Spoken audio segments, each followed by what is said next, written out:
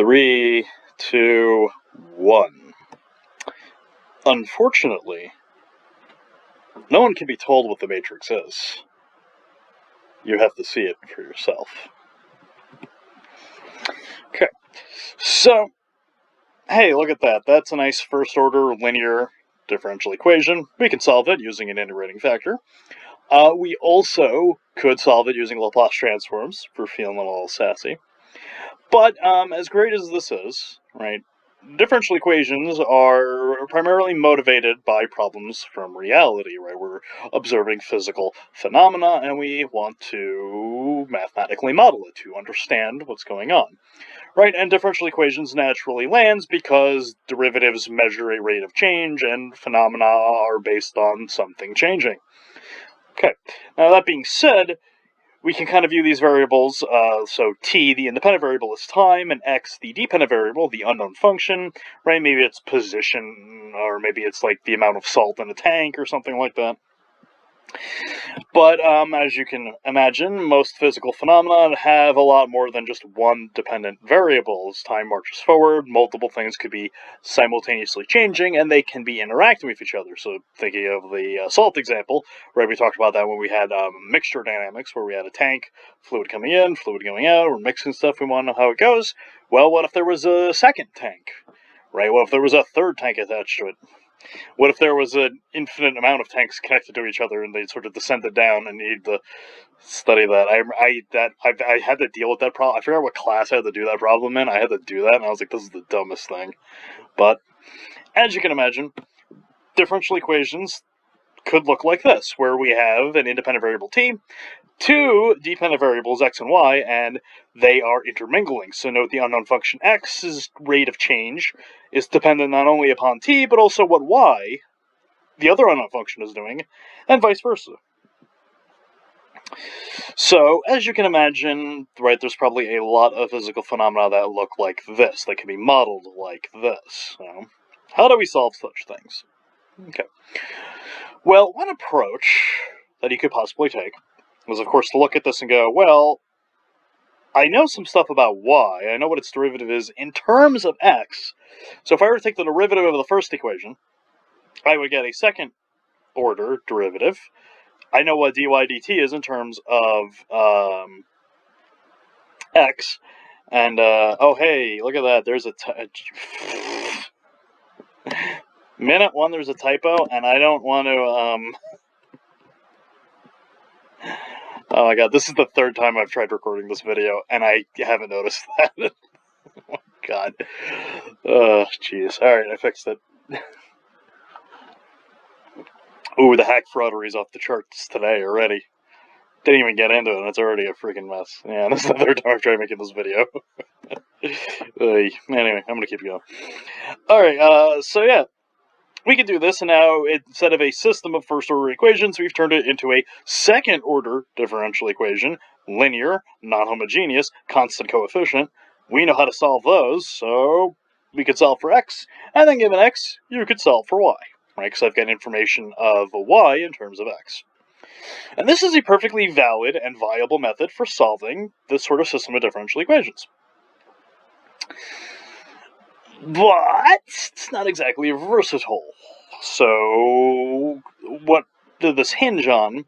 Well, so first off, this move that I pulled is called decoupling, right? So here, x, we're given information about x in terms of y, but because I was given information of y in terms of x, I was able to be a little slick and get it all in terms of x, and then I could solve from there. Not everything's going to be able to be decoupled. And the other pitfall is that I could use this to solve for x, but then if I want to solve for y, I actually have two equations up here I could use, and if you're not careful, you can have a correct x, but end up with a wrong y. Sounds like an interesting discussion we might have. So there are some pitfalls to this technique. Your book has a whole section that goes through it, 4.9, if I remember right. But there is a much better, systematic, and really just cool way of solving these sorts of things, without having to sort of retrofit it to other techniques that we know. So rather than trying to make it work with some tools that we know how to work, because as you can imagine, for a system of 2 equations, I mean, it's not the worst thing, but if I have a system of 5 equations, you don't want to do this. So there's a much better way of handling it, and that's the star of the show today. Okay, so if you've ever encountered matrices before, in the mathematical sense, not the movie that I referenced, everyone's favorite answer to what movie needs a sequel. We're getting another one, so I guess we'll see. This time it will be good, I swear. There's a good movie lurking in Reloaded Revolutions. I think if you were to edit it down to one movie, it might be. It's still, anyway. Alright, so what is a matrix in terms of mathematics? Well, it's a rectangular array of mathematical objects. In other words, I've got rows and columns. So usually we do m by n, m rows, n columns. The way I remember that rows go first and columns go second, I think of RC, like RC Cola. That's how I keep it in my head. That's the secret. Those are the secrets to earn a PhD in mathematics. Anyway, yeah, so when we write out a matrix, right, we can write it out like this, right, so 1, 1 indicating the first row, first column, 2, 1, second row, first column, 2, 2, second row, second column, so on and so forth. When we announce the matrix, we can actually just give you a description of what its contents are. Here, J is the index for the rows, and K is the index for the columns. So J runs between 1 and M, and K runs between 1 and N. M and N, I hate that they picked M and N for this, because I'm kind of mumbly, so when I say M and M, it flows together. P and Q is a little bit better. Maybe I should just learn how to enunciate correctly. It's not like I have to do public speaking all the time or anything like that.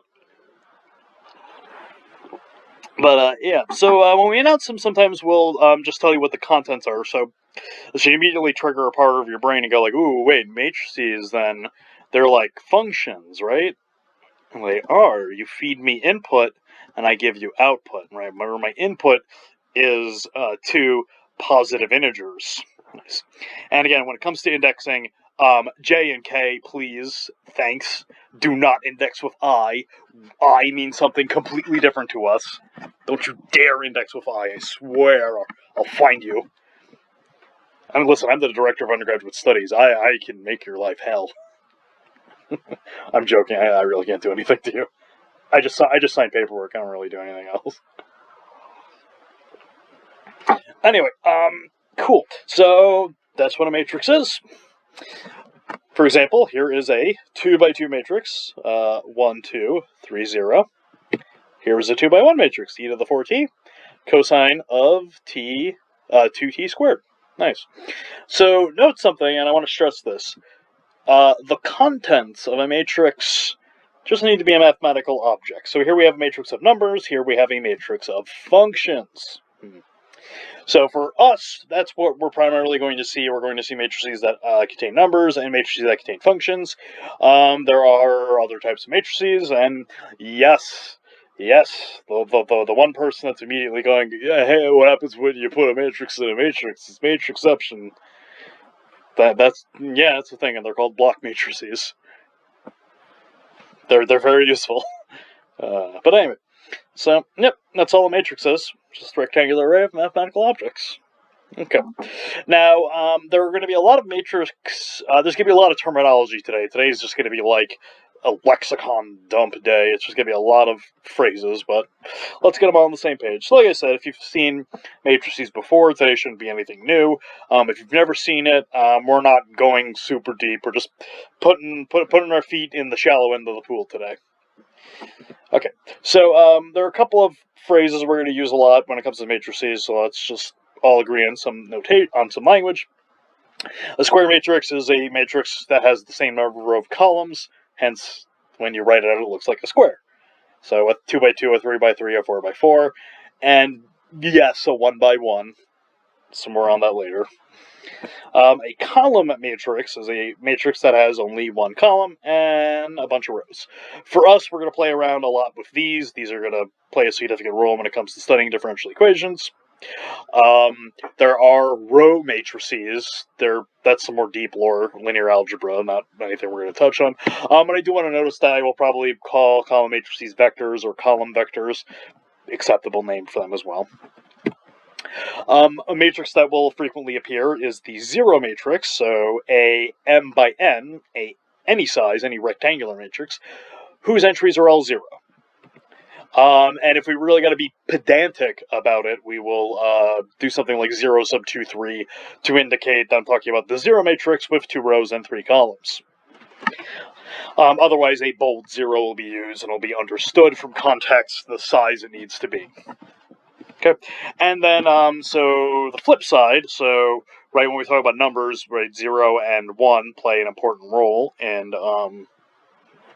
the numbers, so matrices probably have a similar thing with 0 and 1, but the 1 for matrices is not quite what you would think. The identity matrix is a square matrix, and I want to emphasize that we only ever talk about the identity matrix in terms of square matrices, that has 1s on the diagonals and 0s everywhere else.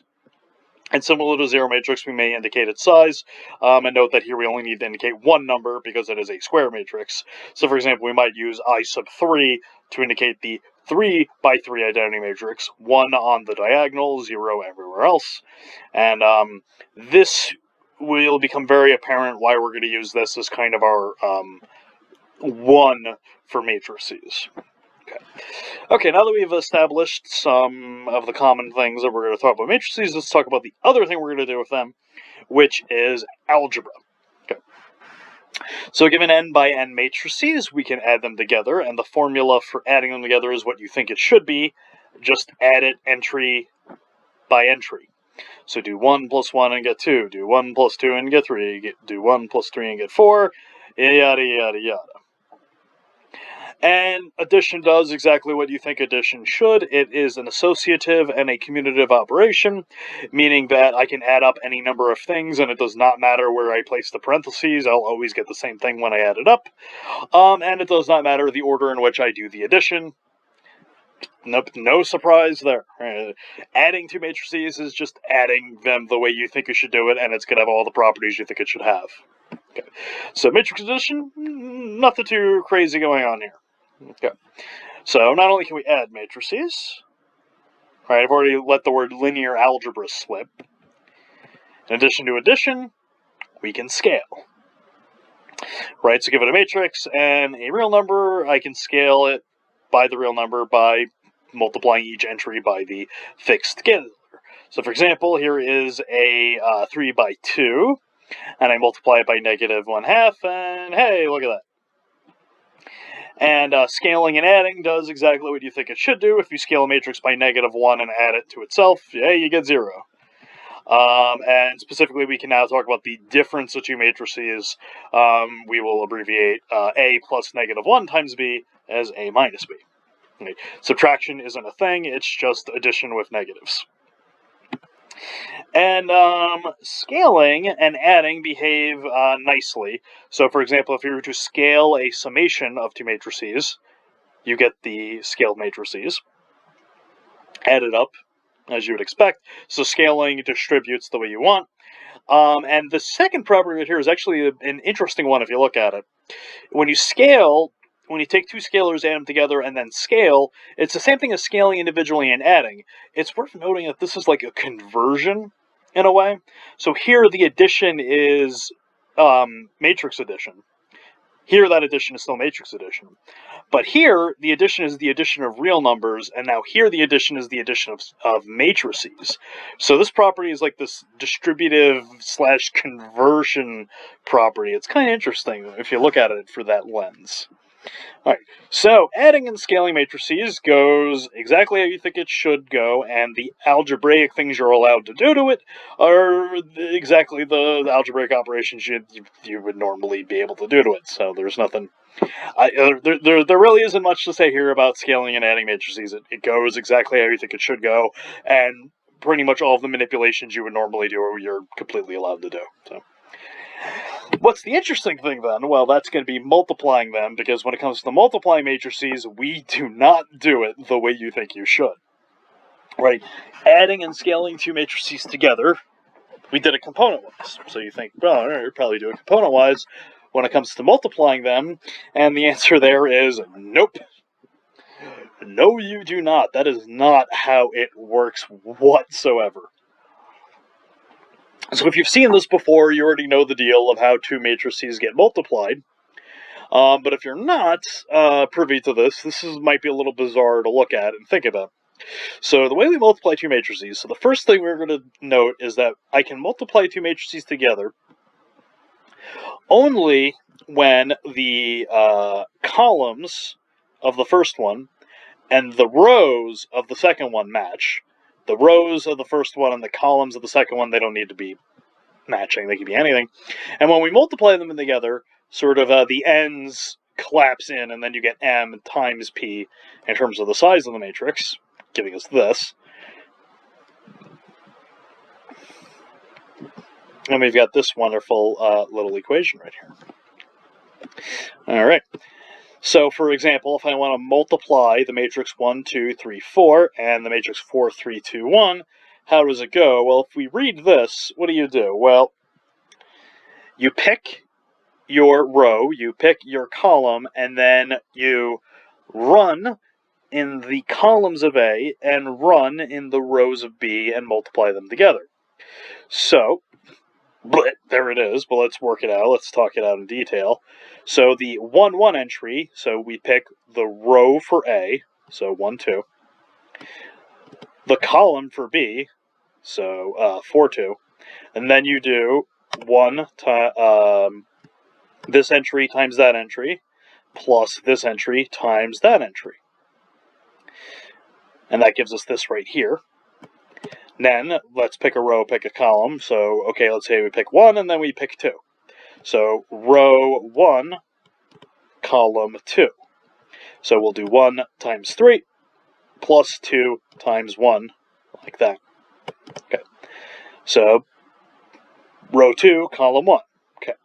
Row 2, column 1. 3 times 4, plus 4 times 2. Okay.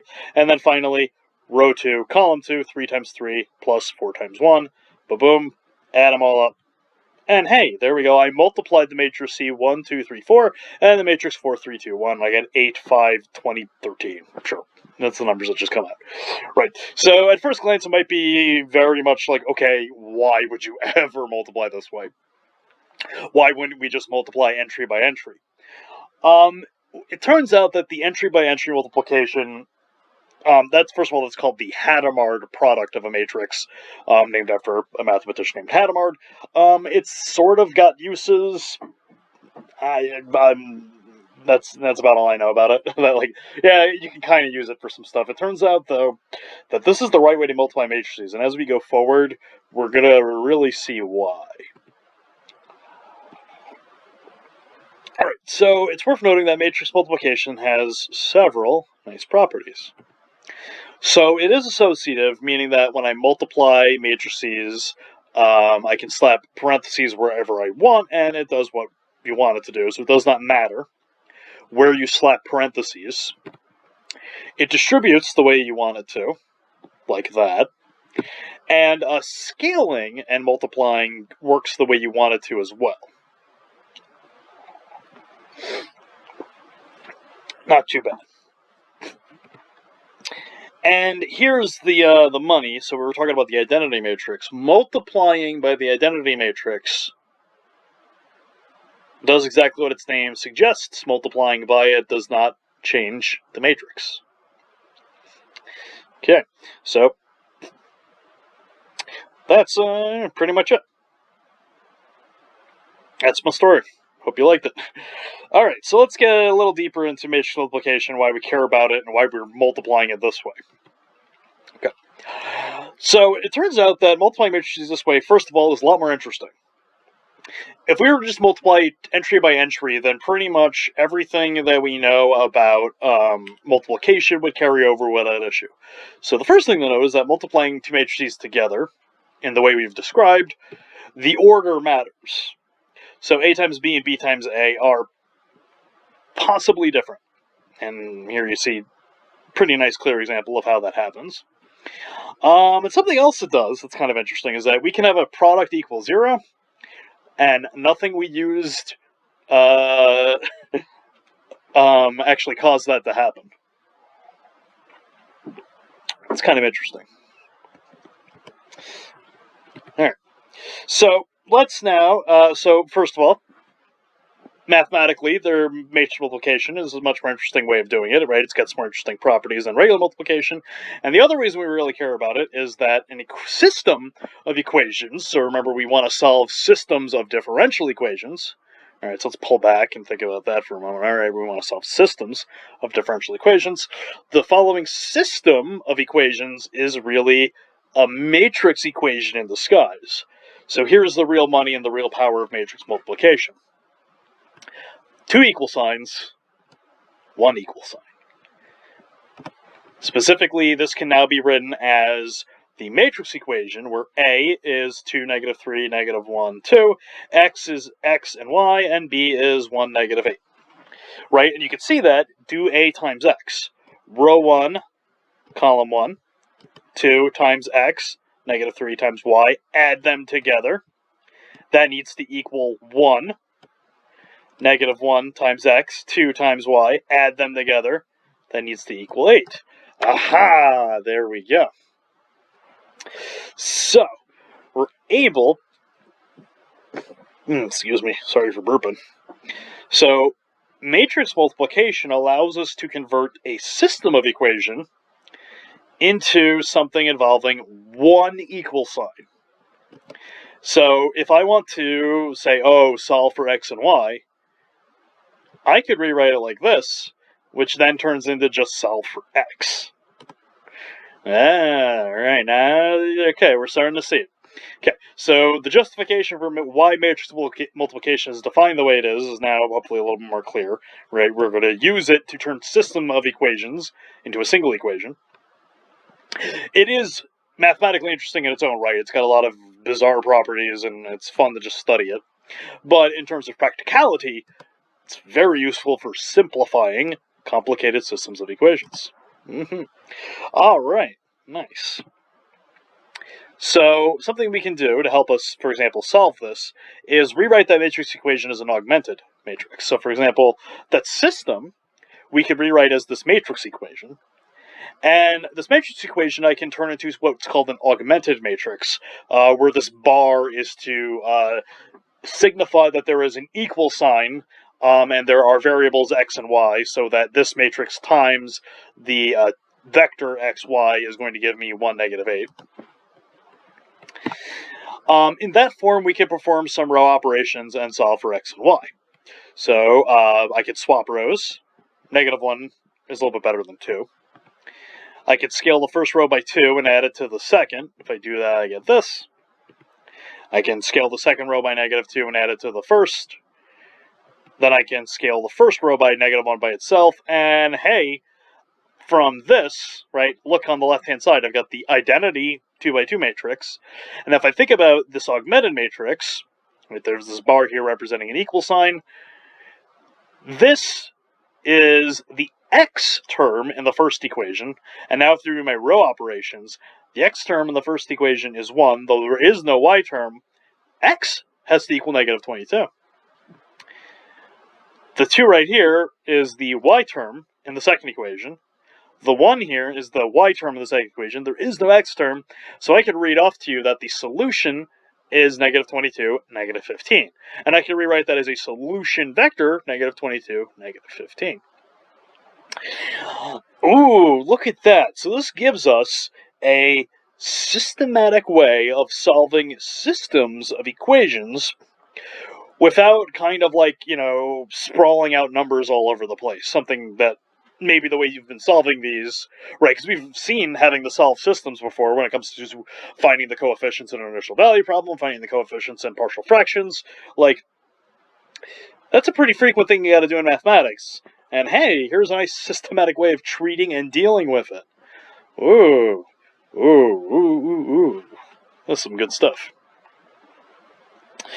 All right. let's push it a little further. So if I look at that matrix equation, what do you want to do? If I want to solve for x, I really want to divide by a. But I got to be careful. A is not a number, so I can't divide it in the usual sense, hence dividing in quotes. So I need to really think about what dividing means. Dividing means I multiply by 1 over something.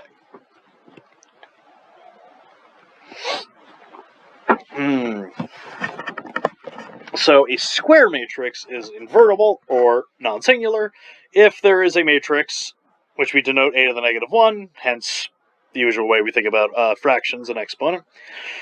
So if there is a matrix a to the negative 1 called the inverse of a, so that when I do the multiplication, I get the equivalent of 1 for matrices. The equivalent for 1 for matrices is not the matrix with all 1s in it, but rather the identity matrix. All right. So if we had such a matrix, and it's worth stressing we need square here, because when I multiply the matrices and change the ordering of them, right, I'm going to need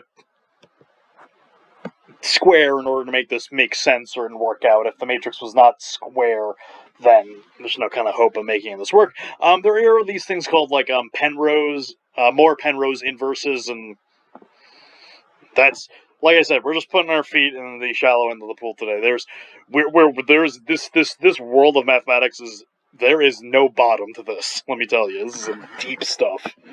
But anyway, so for us, right, we're now seeing that we can convert systems of equations into a matrix equation, and if I had an inverse, that means I could solve this by multiplying both sides by a to the negative 1.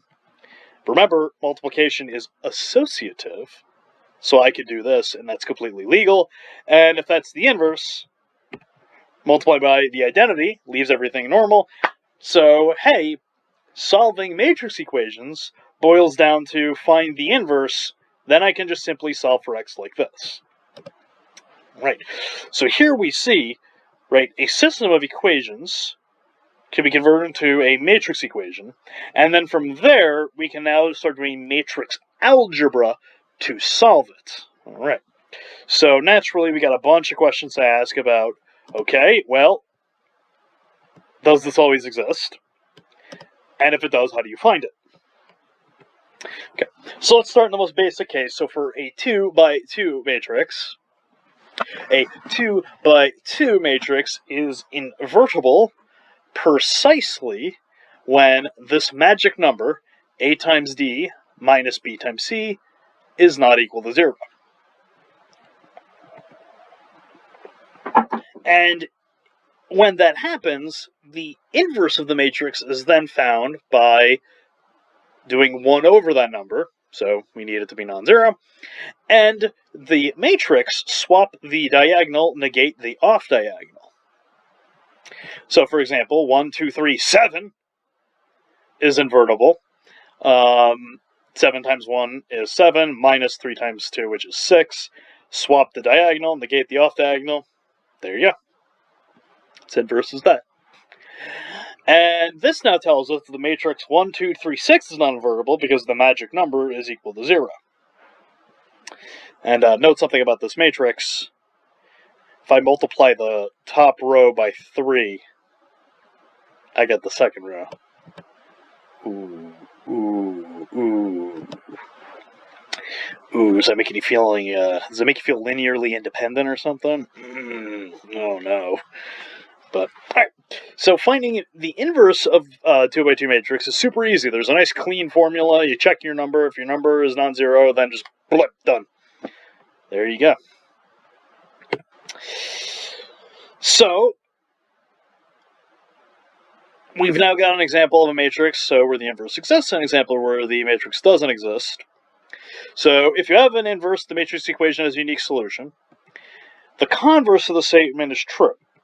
If this has a unique solution, then in fact A is invertible, and the inverse can be found by looking at this formula, where the E sub k, these are called the standard basis elements. And basically the columns of the inverse end up being the solutions for each of these. And this is going a little bit too off the deep end, but it is worth noting that there is a way of creating and checking if your matrix has an inverse by setting up this augmented matrix with these columns and then doing the row operations. And your book goes for the details if you really want to see them. And if you do take a linear algebra course, you'll go through all of this. But I just want to note that this tells us when matrices can be invertible, precisely when this equation has a unique solution. Okay. All right. Now, that being said, we are going to start maybe moving in a different direction, but spoilers, we're not. It's all connected. So let's determine something together here. So, while that's a very nice way of detecting if a matrix is an inverse by looking at these specific matrix equations and seeing if it has a solution, it is tedious still. It's still a bunch of, like, I have to go through n equations to see if it works or not. It turns out that for any matrix, there is a number we can associate with it, and that number that we associate with it will tell us if we're invertible or not. So the determinant of a matrix, which we'll write as det of A, is recursively defined, meaning that I'll tell you how to compute it for a 1-by-1. A 1-by-1 matrix is just a constant inside of a matrix. So the determinant there is just, well, whatever's in there, that's what it's going to be. And recursive means that, well, I'll tell you the initial value, and then I'll tell you how to generate more values depending on the current position you're at. So for an n by n matrix, then, we compute its determinant by looking at n minus 1 by n minus 1 matrices and computing their determinants. So if I want a determinant of a 2-by-2, I got to go back to the determinants of the 1-by-1. If I want to get the determinant of a 3-by-3, I got to go back to the determinants of the 2-by-2. If I want a determinant of a 4-by-4, we got to go back to the determinants of 3-by-3, which means we go back to the determinants of 2-by-2, so on and so forth. Okay, so here the determinant is defined as follows. There's a -1 to a power, there are the entries in the matrix, and then you multiply by the determinant of a matrix where you delete the jth row and the kth column. Very involved. And for us, my promise here to you is that I am not going to make you do anything more than a 2-by-2. If you've seen how to do a 3-by-3, that's great. I think I'm actually going to do a 3-by-3 in a moment here, but for our purposes, just as we didn't go above second-order differential equations, we really aren't going to go beyond 2-by-2 systems. But anyway, for a 2-by-2, if you follow this recursive definition, here's what the formula looks like, and oh, hey, look! The magic number that tells me when a 2-by-2 is invertible. That wasn't an accident. Alright, so let's compute a 3-by-3 determinant using an alternative notation. So some notation that you might see for determinants is like an absolute value. It's worth noting the determinant can be negative. So it's not really an absolute value, but it should be conjuring up value in your mind. It turns out that the determinants are connected to areas and volumes, but again, that's some deep lore. We're not going to get into that today. But anyway, so 3-by-3, what do we do? Well, go across the row, pick the entries, there's these -1s to sums showing up, the determinants of delete the row and the column, delete the row and the column, delete the row and the column, do it out, clean it up, and oh hey, like I said, you can get a negative number, or specifically have -27. So there's a determinant of 3-by-3. You most likely have had to do determinants of 3-by-3 whether or not you knew you were doing them. If you've ever had to compute a cross product in your life, you were doing a determinant. That being said, there is this basket weaving technique of creating the determinant. So where you write out, you write out this, and then you write out the next row and the next column, then you do like diagonals, and you can do that, it's fine. But like I said, we're not going to go too crazy here. So the following is true, and kind of a pain in the ass to actually prove that this is true. This one takes a little bit of work to get. But a matrix is invertible precisely when its determinant is non-zero. It takes like, not a lot, but it takes enough work to get here that it's like annoying. Anyway, so a way of detecting invertibility is to look at the determinant. If it's non-zero, then, hey, you're invertible. So we already saw that for 2x2s, where the magic number being non-zero guaranteed invertibility for my matrix. I also had a formula. And so one of my favorite memories from high school, I was taking pre-calculus, and we were learning about matrices, which is, like I said, if you may have encountered them before. My pre-calculus, I think we spent like a month doing matrix stuff. And I remember, so my teacher, Mr. Como, I'm from New York, I'm from Long Island. It's a very popular last name.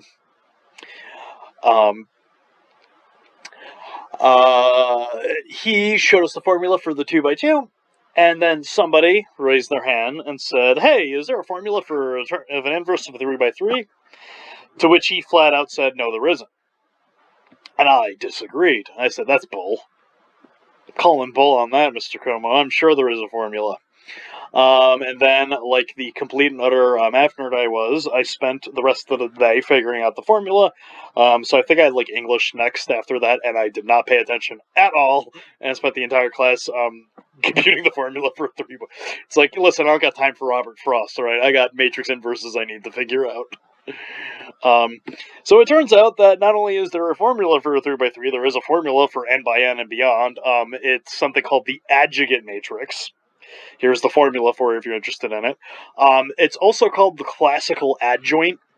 Adjugate is kind of the new name for it. The word adjoint has a bunch of other uses in mathematics and is used in other areas, but so again, not going to touch that. No, I'm not going to get that deep.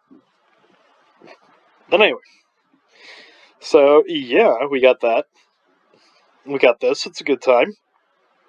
So I worked out the details for the formula, and yeah, it's this big mess. It doesn't look great, but it exists, and I did it. So there you go.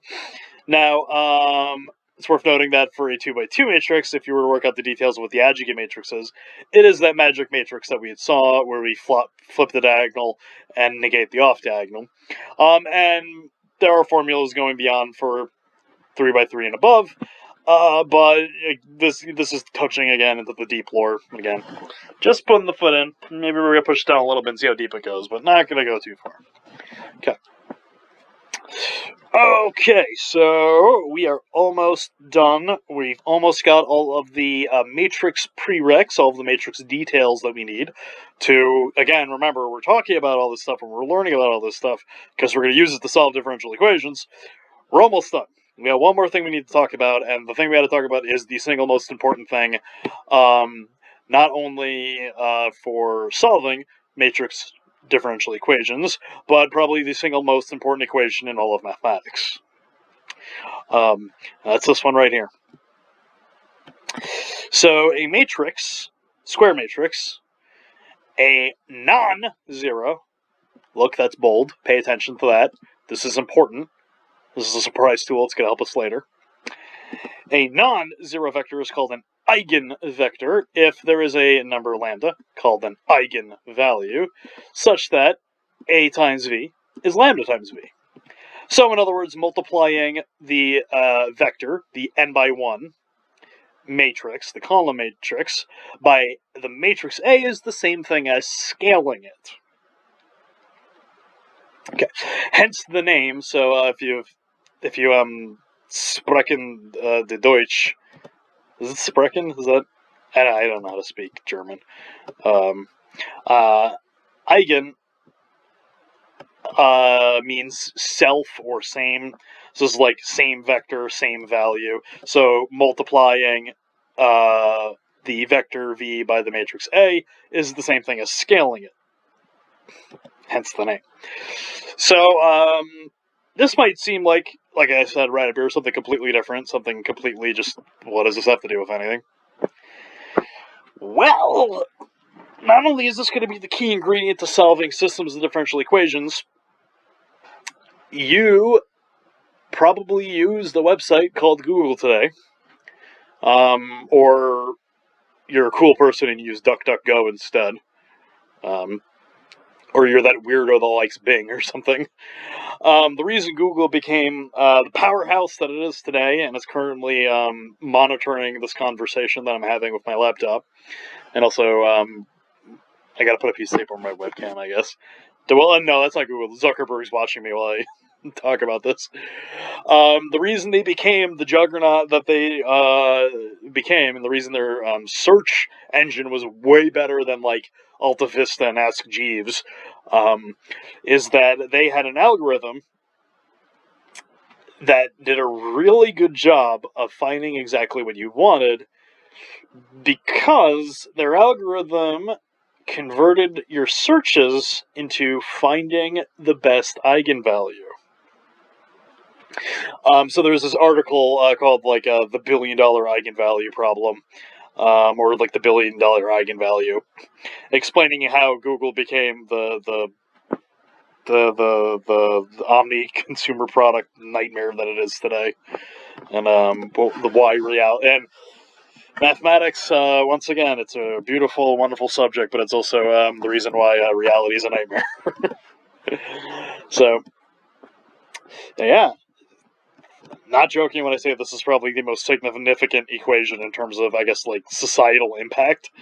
This equation right here is beyond important.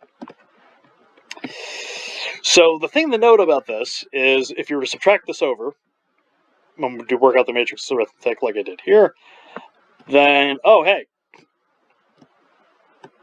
this is equal to 0. Since v was non-zero, that means this matrix equation does not have unique solutions. Right? There is more than one solution when the right-hand side is equal to 0. Because not only does the 0 vector work here, but so does a non-zero vector, the eigenvector. So that means that matrix is not invertible, which means that, oh hey, that determinant is non-zero. So, if you want to compute these things, if you want to compute the eigenvalues and the eigenvectors, well, we can figure out what the values are by looking at this determinant, and then once we get the value, you can get the vector.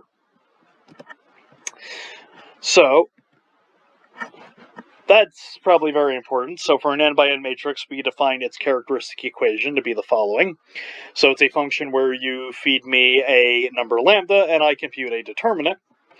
So it's worthwhile to get this formula for a 2 by 2. So if we look at the 2 by 2 matrix, A, B, C, D, you subtract lambda off the diagonal, you take its determinant, and oh hey, look at that. Look at that right there. That's kind of nice, because, oh look, the magic number showed up right there. There's the determinant. And that right there is the sum of the diagonal. That's also known as the trace of a matrix, for those of you that are interested in that sort of thing. So, in general, this always happens. The characteristic equation is always an nth order polynomial, and the roots of that polynomial are precisely the eigenvalues. So this actually gives us some good news. That means that any matrix has finitely many eigenvalues, and in fact, it can't have any more than n of them. And it also means that complex numbers are going to potentially show up, and that shouldn't have been surprising at all, considering we're going to solve differential equations, and we've already seen that complex numbers play a humongous role in solving such things. Yeah. Alright, so let's wrap today up by computing eigenvalues and eigenvectors and finishing up our story about matrices by actually computing an eigenvalue and an eigenvector. This gives us a taste for how this is going to go, and it's giving us some foreshadowing to how we're going to actually solve differential equations. Okay. So the characteristic equation quickly can be formed. Take the sum of the diagonal and take its negative. So here we'll have a positive 7, but then negate it. Take its determinant and add it to it, factor it out, and hey, look, we got two eigenvalues from our matrix, 1 and 6. And let's show how you would find a vector for the associated eigenvalue lambda equals 1. Okay. So if we want to find an eigenvector for the eigenvalue lambda equals 1, remember, the vector needs to satisfy this equation. It is a non-zero vector right? And I cannot stress this enough. Eigenvectors are non-zero. The whole conceit, the whole reason this would even work, is that this matrix equation here has non-trivial solutions, meaning that it's not invertible, meaning the determinant is zero, which is what this satisfies. So how do we find the non-zero vectors that satisfy this? Well, you plug them in and you look at it. And can you tell that non-zero saying that zero is an eigenvector is like absolutely it's up there with log 1 as like my biggest pet peeve when it comes to certain things in math. Right, log 1 communicates to me very efficiently that you've got no idea what's going on, and claiming that zero is an eigenvector is also just like straight up. Like, the whole reason you're even able to, like, find it, right, with the eigenvalue is that you need it to be non-zero to make the determinant equal to zero. So, like, going that zero is an eigenvector is just like like, the only reason it works is because it is non-zero. It's like, ugh. Anyway. So, we need to solve that equation, and then right away we notice something. Oh, hey, look, these kind of look like scalar multiples of each other. Oh, boy, I wonder if that's a thing. Alright. So the eigenvectors need to satisfy this, which means we get this equation. So doesn't matter if you pick the top or the bottom, we'll see that v1 is equal to v2. So any eigenvector then, I can factor out the v1. And so any non-zero multiple of 1, 1 is an eigenvector for the matrix A. So note something here. This means that for an eigenvalue, even though there is only finitely many eigenvalues, there are infinitely many eigenvectors. That shouldn't have been too surprising. If you think about that equation, if you just scale both sides by any non-zero scalar, then yeah, you could just rearrange it and yeah, you get this. Okay. So that's not too surprising. Now, the thing I want to note is that for our purposes, we're only ever going to need to pick one eigenvector. So we could, of course, plug in 2 or 5 or negative 14 here, but we've got 1, 1, so we'll just pick that and call it a day. But it's worth noting that if you were to check your work with a mathematical software, certain mathematical software will actually normalize. So, for example, if you were to put this into MATLAB would actually spit out 1 over root 2 and 1 over root 2. It's doing that because this vector would then have distance 1 from the origin. That starts getting you off the deep end, and we're not going to need that. For our purposes, we'll just pick something that has nice integers.